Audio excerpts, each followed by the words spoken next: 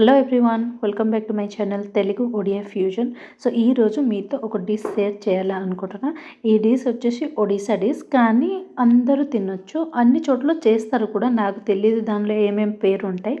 So ఇవి వచ్చేసి all vegetables mix చేసి ఒక కూర, దానికి ఘంటో అని ఒడియాలో అంటాము.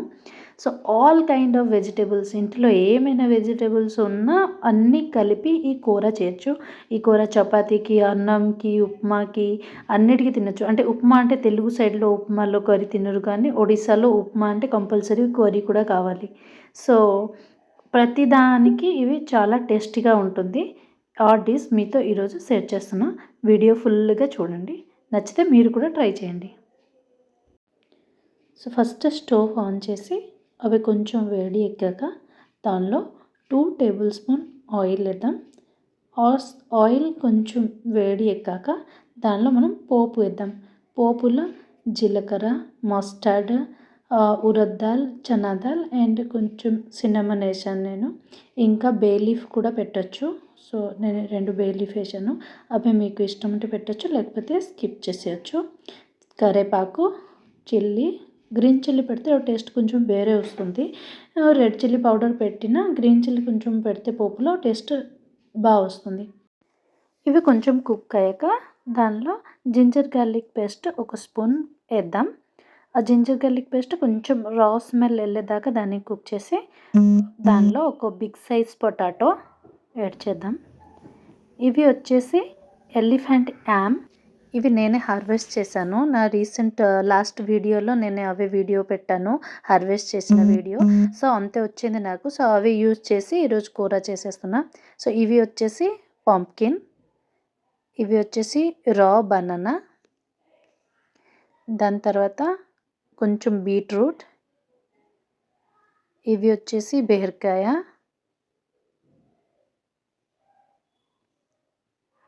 సో అన్నీ ఎంత అయినా క్వాంటిటీ తీసుకోవచ్చు. ఎంత వెజిటేబుల్స్ ఉంటే అంత బాగుంటుంది ఈ కూర.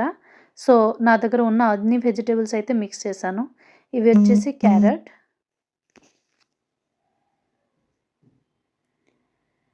ఇవి వంకాయ. సో దీనికి మెయిన్ ఇంగ్రీడియంట్ వచ్చేసి ఆలు అండ్ వంకాయ. ఈ రెండు లేకపోతే ఏ వెజిటేబుల్స్ పెట్టినా ఆ టేస్ట్ రాదు. సో ఆలు, వంకాయ ఖచ్చితంగా యాడ్ చేసి దాని తర్వాత ఏదైనా వెజిటేబుల్ యాడ్ చేయొచ్చు. సో ఇవి వచ్చేసి స్వీట్ పొటాటో, కొంచెం స్వీట్ పొటాటో కూడా యాడ్ చేశాను బాగుంటుంది అని. దాని తర్వాత టమాటో, సాల్ట్ టేస్ట్ ప్రకారం నేనైతే 2-3 స్పూన్స్ వేసాను. పసుపు, చిల్లీ పౌడర్, తర్వాత దీనికి బాగా మిక్స్ చేసి మూత వేసేద్దాం.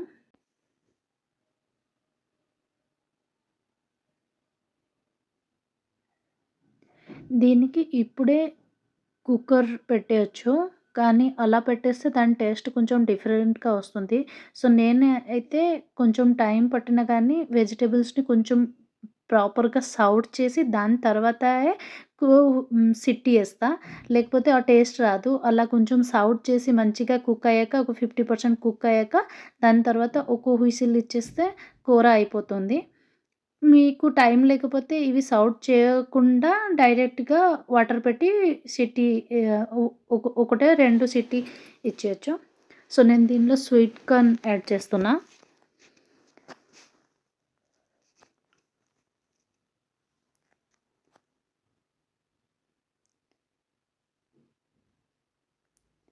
మళ్ళీ ప్రాపర్‌గా కలిపి మళ్ళీ కొంచెంసేపు కుక్ అయ్యనిద్దాం. మళ్ళీ కొంచెంసేపు కుక్ అయ్యాక ఇవి బాగుంటుంది.